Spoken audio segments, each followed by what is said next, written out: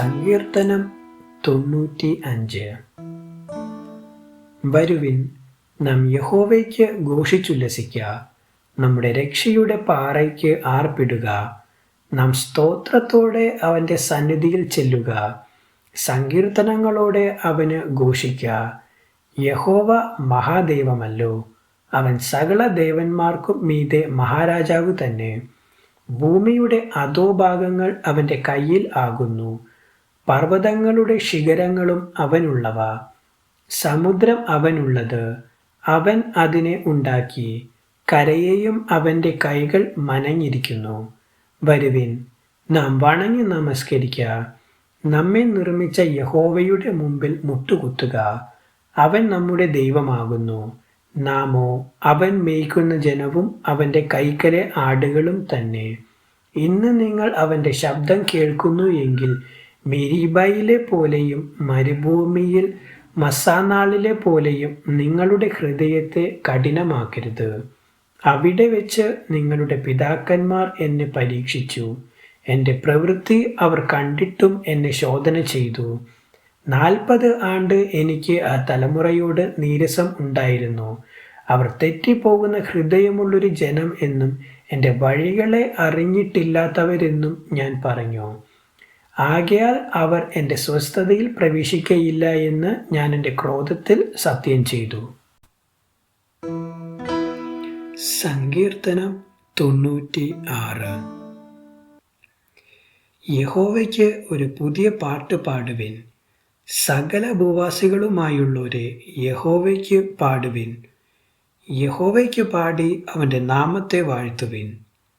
നാൾതോറും അവൻ്റെ രക്ഷയെ പ്രസിദ്ധമാക്കുവിൻ. ജാതികളുടെ ഇടയിൽ അവൻ്റെ മഹത്വവും സകല വംശങ്ങളുടെയും ഇടയിൽ അവൻ്റെ അത്ഭുതങ്ങളും വിവരിപ്പിൻ. യഹോവ വലിയവനും ഏറ്റവും സ്തുത്യനും ആകുന്നു. അവൻ സകല ദേവന്മാരെക്കാളും ഭയപ്പെടുവാൻ യോഗ്യൻ. ജാതികളുടെ ദേവന്മാരൊക്കെയും മിഥ്യാമൂർത്തികളത്രേ. യഹോവയോ ആകാശത്തെ ഉണ്ടാക്കിയിരിക്കുന്നു. ബഹുമാനവും തേജസ്സും അവൻ്റെ മുമ്പിലും ബലവും ശോഭയും അവൻ്റെ വിശുദ്ധ മന്ദിരത്തിലും ഉണ്ട്. ജാതികളുടെ കുലങ്ങളെ യഹോവയ്ക്ക് കൊടുപ്പിൻ. മഹത്വവും ബലവും യഹോവയ്ക്ക് കൊടുപ്പിൻ.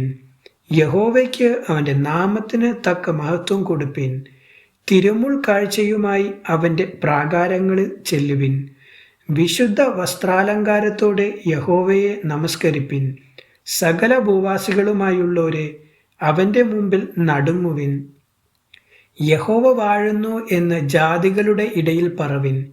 ഭൂലോകവും ഇളകാതെ ഉറച്ചു നിൽക്കുന്നു.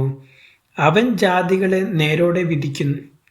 ആകാശം സന്തോഷിക്കുകയും ഭൂമി ആനന്ദിക്കുകയും സമുദ്രവും അതിൻ്റെ നിറവും മുഴങ്ങുകയും ചെയ്യട്ടെ. വയലും അതിലുള്ളതൊക്കെയും ആഹ്ലാദിക്കട്ടെ. അപ്പോൾ കാട്ടിലെ സകല വൃക്ഷങ്ങളും ഉല്ലസിച്ച് ഘോഷിക്കും. യഹോവയുടെ സന്നിധിയിൽ തന്നെ അവൻ വരുന്നുവല്ലോ. അവൻ ഭൂമിയെ വിധിപ്പാൻ വരുന്നു. അവൻ ഭൂലോകത്തെ നീതിയോടും ജാതികളെ വിശ്വസ്തയോടും കൂടെ വിധിക്കും. സങ്കീർത്തനം 97. യഹോവ വാഴുന്നു, ഭൂമി ഘോഷിച്ചാനന്ദിക്കട്ടെ, ബഹുദ്വീപുകളും സന്തോഷിക്കട്ടെ. മേഘവും അന്ധകാരവും അവൻ്റെ ചുറ്റും ഇരിക്കുന്നു. നീതിയും ന്യായവും അവൻ്റെ സിംഹാസനത്തിൻ്റെ അടിസ്ഥാനമാകുന്നു. തീ അവന് മുമ്പായി പോകുന്നു, ചുറ്റുമുള്ള അവൻ്റെ വൈരികളെ ദഹിപ്പിക്കുന്നു.